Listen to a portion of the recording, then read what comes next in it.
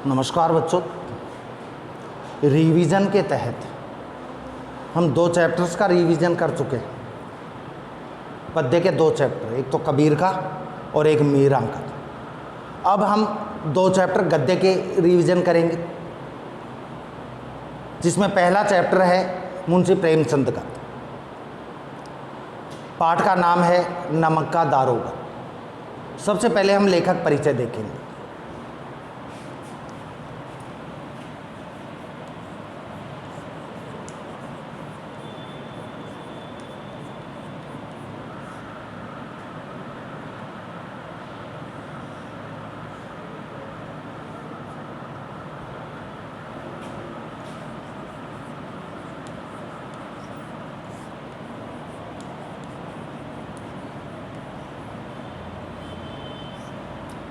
मुंशी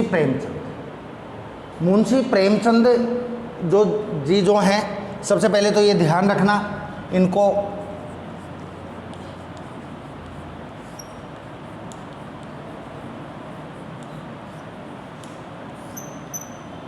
उपन्यास सम्राट कहा जाता है।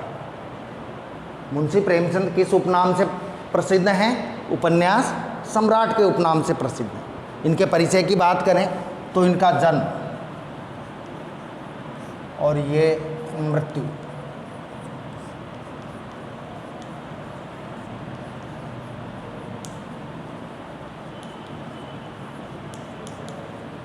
1880 में इनका जन्म हुआ था। मुंशी प्रेमचंद का जन्म कब हुआ था? 1880 में। भी 4-5 रोज पहले इनका बर्थडे था, शायद 8 तारीख का ही था, जन्मदिन था इनका। तो इनका 1880 में जन्म हुआ था और 1936 में इनकी मृत्यु हुई थी। कहाँ हुआ था इनका जन्म? उत्तर प्रदेश के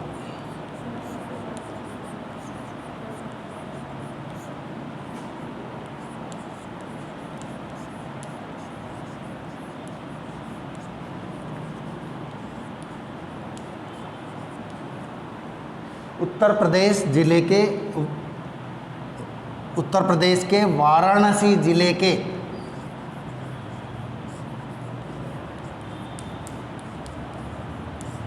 लमही नामक गांव में इनका जन्म हुआ था। बस 3 बातें ध्यान रखना इस लाइन में, लाइन देकर घबरा मत जाना, इतनी बड़ी है। एक तो उत्तर प्रदेश, एक वाराणसी और एक लमही। कहाँ हुआ था इनका जन्म? उत्तर प्रदेश प्रांत के वाराणसी जिले के लमही नामक गांव में इनका जन्म सन 1880 में हुआ था। समझ में आ गई बात? इनके जो पिता थे वो एक गरीब अध्यापक थे। उस समय मास्टर गरीब ही माने जाते थे और इनकी आर्थिक स्थिति बहुत खराब थी। ऐसा कहते हैं कि मुंशी प्रेमचंद ने बीए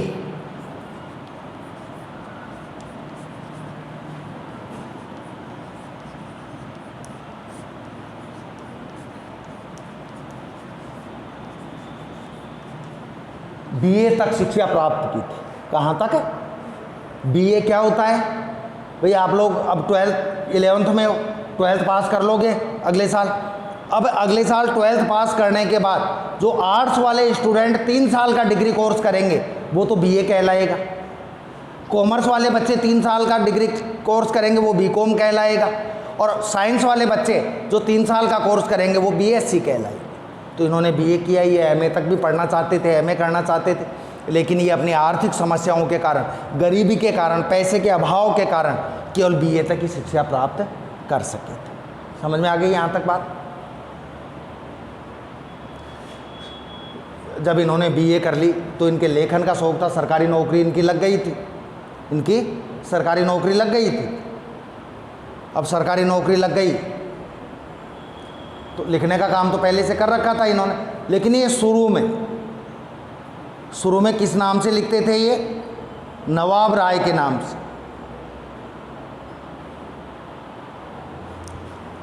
प्रारंभ में ये नवाब राय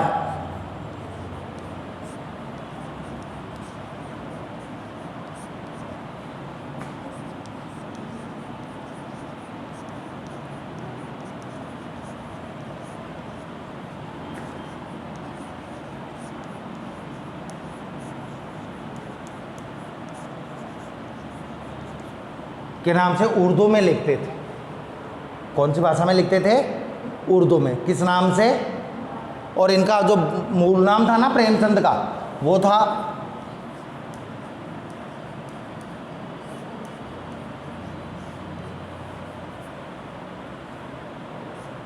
धनपत राय। मूल नाम क्या था इनका? धनपत राय। प्रेमचंद इनको बाद में कहा जाने लगा। और ये प्रारंभ में किस नाम से लिखते थे? नवाब राय के नाम से। कौन सी भाषा में? उर्दू में। तो इन्होंने एक बुक लिखी थी बच्चों, उर्दू में। नवाब राय के नाम से इन्होंने एक बुक लिखी थी जिसका नाम था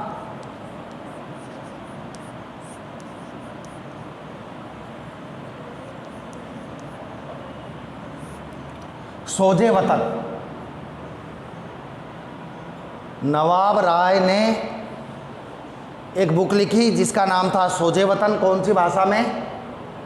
उर्दू में। इस बुक में देशभक्ति की बातें थी, देश को आज़ाद कराने की बातें थी। अब तुमको मालूम है कि इनका जन्म 1880 में, मृत्यु 1936 में, मतलब अंग्रेज़ों के राज में पैदा हुए, अंग्रेज़ों के राज में ही मर गए। तो देश की गांधी जी से प्रभावित होकर इन्होंने अपनी नौकरी भी छोड़ दी थी सरकारी, और इन्होंने उर्दू में लिखा। बुक का नाम क्या था? सोजे वतन। किस नाम से लिखा? नवाब राय नाम से लिखते थे प्रारंभ में। तो देश प्रेमी, देशभक्ति की भावना से भरपूर बुक होने के कारण अंग्रेज सरकार ने इनके लिखने पर बैन लगा दिया। इनकी बुक को भी जब्त कर लिया, छपने नहीं दिया, और इनके लिखने पर भी बैन लगा दिया। जब इनके लिखने पर बैन लगा तब ये नवाब राय के स्थान पर किस नाम से लिखने लग गए? प्रेमचंद नाम से लिखने लग गए। भाई इस पर तो बैन लगी गया है। किसने लगाया? अंग्रेज सरकार ने। किस बात पर बैन लगाया? कि उन्होंने ये बुक लिखी। ये बुक काय के बारे में थी? देश प्रेम के बारे में, देशभक्ति के बारे में, देश को आज़ाद कराने के बारे में थी। अब अंग्रेज थोड़े चाहेंगे कि देश आज़ाद हो जाए भारत, तो इस बुक को बैन कर दिया, इनके लिखने पर प्रतिबंध लगा दिया। तो नवाब राय ने किस नाम से लिखना शुरू कर दिया? प्रेमचंद के नाम से लिखना शुरू कर दिया। समझ में आ गई बात?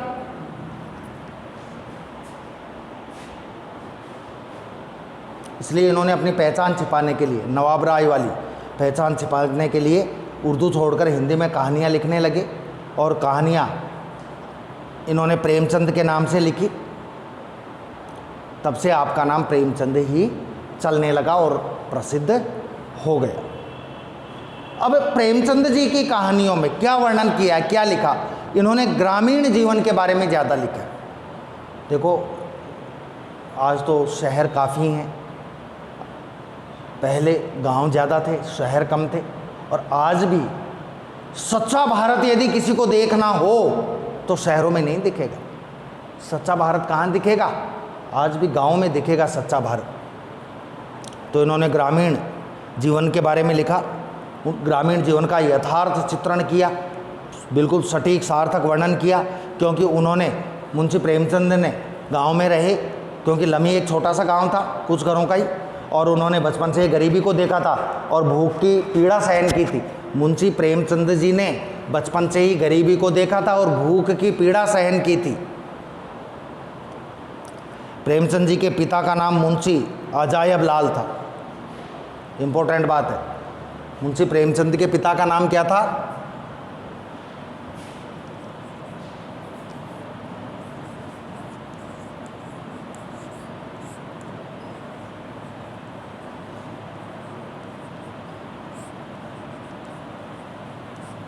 मुंशी अजायब लाल था।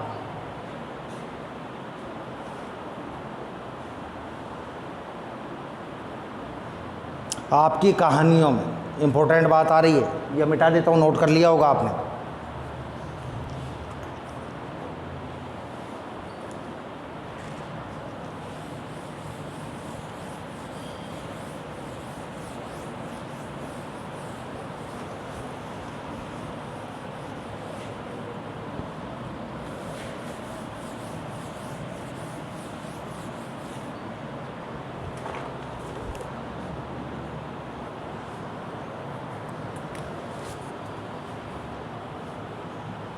ग्रामीण जीवन तथा पात्रों का यथार्थ चित्रण, ग्रामीण जीवन का ज़्यादा वर्णन किया है। और जो जो पात्र इनकी कहानियों में आए हैं ऐसा लगता है कि वो कल्पनात्मक नहीं है, एक कल्पना नहीं है पात्र, हकीकत जैसी इनकी कहानियाँ हैं जो यथार्थ के धरातल पर टिकी है। जो जो इन्होंने समाज में देखा, गांव ग्रामीण जीवन में देखा, वो इन्होंने वर्णन किया है।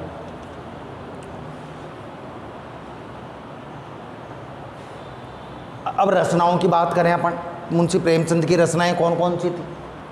अब देखो रचनाओं के बारे में बच्चों, इन्होंने कहानियाँ, उपन्यास, कई चीज़ें लिखी हैं।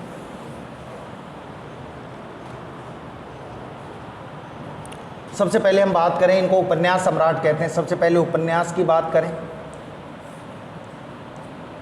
मुंशी प्रेमचंद के,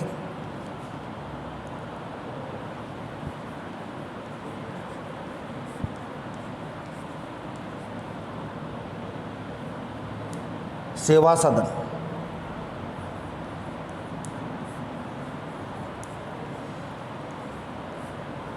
रंगभूमि,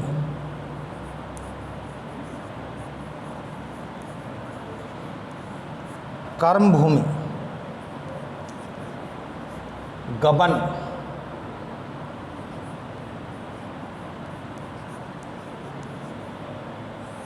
कायाकल्प,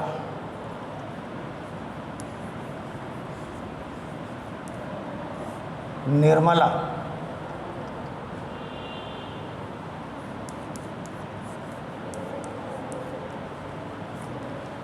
गोदान और प्रेमाश्रम।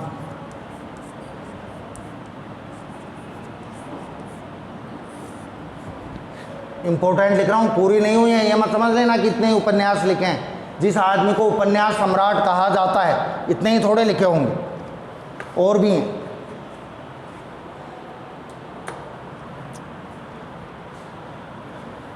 ये तो इनके उपन्यास हैं। कहानी संग्रह,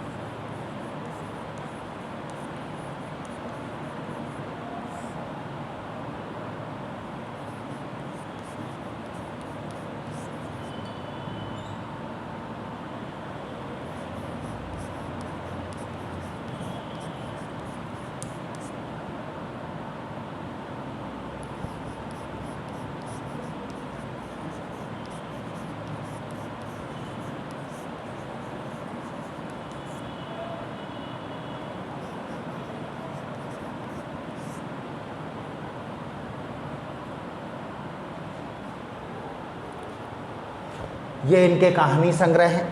ध्यान रखना, मुंशी प्रेमचंद जी ने लगभग 300 कहानियाँ लिखी हैं। कितनी कहानियाँ? 300 कहानियाँ लिखी हैं। और ये 300 कहानियाँ जो हैं, ये 300 कहानियाँ एक जगह हैं जिसका नाम है मानसरोवर।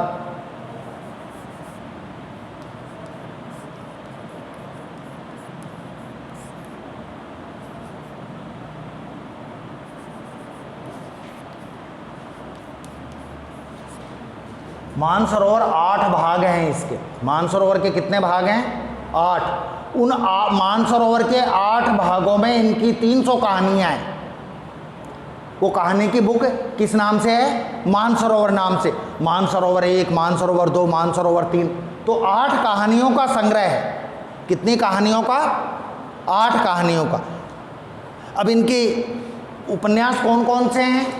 इनके प्रमुख उपन्यास हैं सेवा सदन, रंगभूमि, सेवा सदन, रंगभूमि, कर्मभूमि, गबन, कायाकल्प, निर्मला, गोदान और प्रेमाश्रम। ये इनके प्रमुख उपन्यास हैं।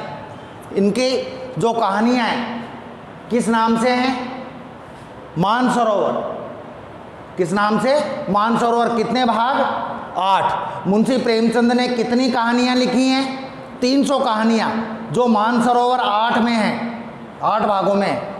प्रमुख कहानियों में नमक का दारोगा जो आपके कोर्स में है, पंच परमेश्वर पढ़ाओ है क्या आपने कभी पिछली कक्षाओं में पढ़ाओ? जुम्मन शेख, अलगू चौधरी वाली नहीं ध्यान? कोई बात नहीं। ईदगाह पढ़ी है आपने 10th क्लास में, हामिद वाली, वो मेले में जाता है। पूछ की रात, शतरंज के खिलाड़ी और मंत्र, ये प्रमुख कहानियां हैं। समझ गए? ये मानसरोवर 8, ये 300, ये समझ गए होंगे।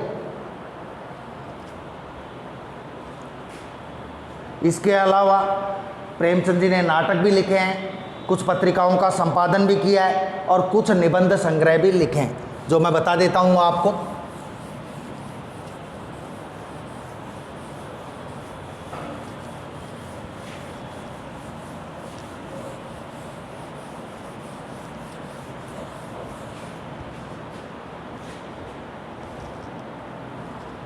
समझ में आ रहा है क्या, या ऐसे ही टाइम पास हो रहा है?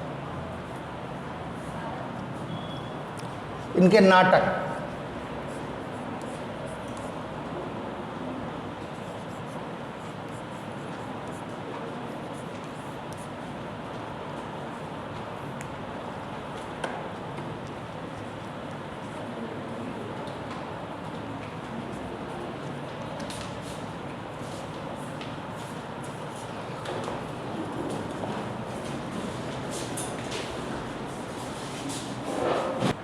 इनके लिखे नाटकों में प्रेम की वेदी, करबला और संग्राम,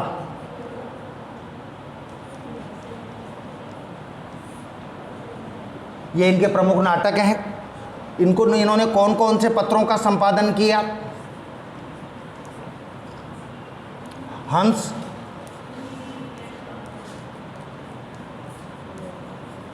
जागरण, मर्यादा और माधुरी। ध्यान रखना, ये चारों पत्रिकाएं हैं, मैगजीन हैं। इन 4 पत्रिकाओं का मुंशी प्रेमचंद ने संपादन किया है। हंस, जागरण, मर्यादा और माधुरी। सबसे ज़्यादा लंबा समय हंस के संपादन काल में बिताया इन्होंने। और इनके निबंध संग्रह हैं।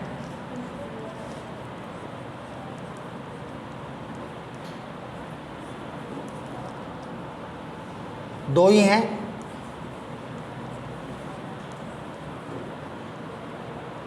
कुछ विचार और विविध प्रसंग।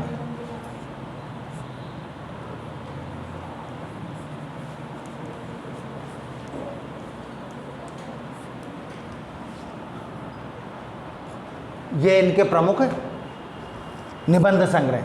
समझ में आ गई होंगी बात। मुंशी प्रेमचंद के नाटक है, प्रमुख नाटक प्रेम की वेदी, करबला और संग्राम। इन्होंने 4 पत्रिकाओं का संपादन किया है, हंस, जागरण, मर्यादा और माधुरी। और इनके 2 निबंध संग्रह हैं, 2 ही हैं, इसमें नहीं बोल रहा मैं प्रमुख हैं, ये 2 ही निबंध संग्रह हैं। एक तो कुछ विचार और एक विविध प्रसंग। ठीक है बच्चों, आज के लिए इतना ही। कल हम इस पाठ का सार पढ़ेंगे, नमक का दारोगा का। धन्यवाद।